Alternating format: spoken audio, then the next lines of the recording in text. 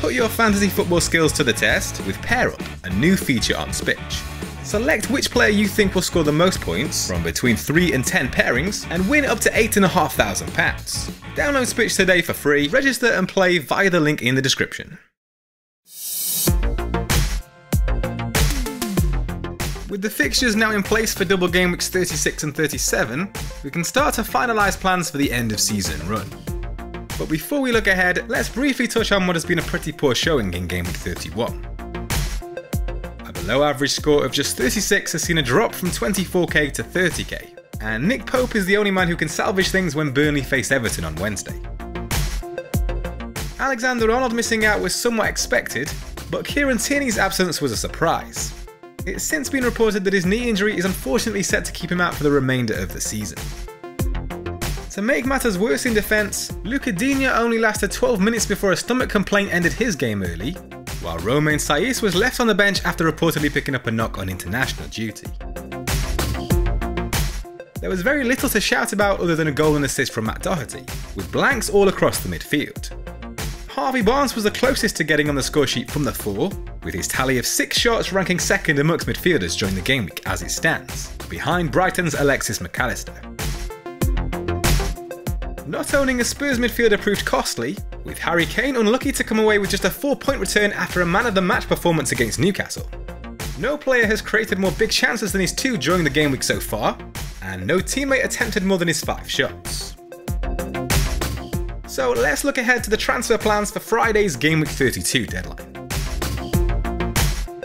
I had been hoping to make a luxury move for Bruno Fernandes in place of Salah for 2 game weeks, but other issues have since cropped up. Tierney is injured, there are doubts over whether Saiss will get his place back, and Broja is ineligible to face his parent club. There's also a blank Game Week 33 for Wolves and Aston Villa to navigate, and it's for that reason that I'm leaning towards selling Philippe Coutinho. It would have been good to hold on to him for his doubles in 36 and 37, but with Ramsey and Digne also in the squad, that's a lot of Villa to be carrying through the next couple of weeks. One thing I'm keen to do is go big at the back, bringing Cancelo and Reece James in over the coming weeks, and downgrading Coutinho can help with that. So as part of a 4-point hit, my current plan is to sell him to fellow Brazilian Gabriel Martinelli, with Tierney also making way to free up the Arsenal slot. I've definitely got reservations about tripling up on Arsenal's attack, but the way I'm looking at it is I can bench him more often than not, and mainly utilise him for his doubles in 33 and 36. Maddison is an alternative, and if I had more cash spare, I probably would go for him, but the cheaper price of Martinelli will help fund those premium defenders. To enable that move, I'd also have to sell the injured Kieran Tierney this week, and João Cancelo is likely to come in to replace him despite a tricky fixture against Liverpool. I think Man City's fixtures just edge Chelsea's in the next couple of weeks, and I also think they're less likely to rotate. Ideally, I'd have waited a week to bring him in, but if I want to get Martinelli, I have to go early on Cancelo. But the benefit of doing that is that it will free up next week's transfer if I want to return to the idea of selling Salah to Bruno Fernandes to give me a premium captain option with a double game week 33. So Tierney and Coutinho to Cancelo and Martinelli are the transfers I'm looking to make for a 4-point hit, and here's how the team is set to line up. Burnley travel to bottom of the league Norwich to continue their fight for survival. The Canaries have scored 3 goals in their last 4 matches, with only Everton, Brighton and Burnley themselves managing fewer. Alexander-Arnold should be in line for a recall after making the bench at the weekend, while Matt Doherty has made himself unplayable with 6 goal involvements in his last 6 outings. No player has earned more than his 55 FPL points in that time, an average of 9.2 per game. I'm hoping Romain Saiss gets his place back after sitting out against Aston Villa. Wolves face a Newcastle side that has scored just 3 goals in their last 4 matches, while only Everton have fashioned fewer big chances than their 2.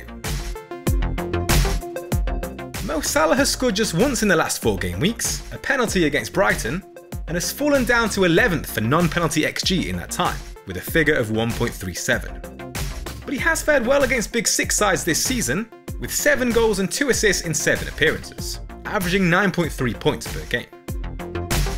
Harvey Barnes has scored and assisted in the last 4 game weeks, to average 4.8 points per game. His tally of 13 shots in that time trails only Coutinho and Salah amongst midfielders, and no teammate has taken as many as his 20 touches in the opposition penalty box. Arsenal will look to get back to winning ways against an out-of-form Brighton side that have lost 5 of their last 6 matches.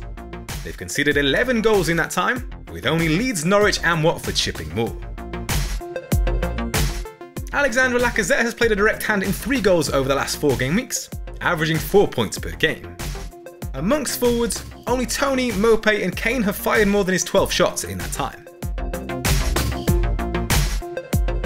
With Salah facing the league leaders, in-form Harry Kane is likely to take the armband this week, having found a return in each of his last 6 outings. Spurs have scored a league-high 30 goals since the turn of the year, an average of 2.3 per game.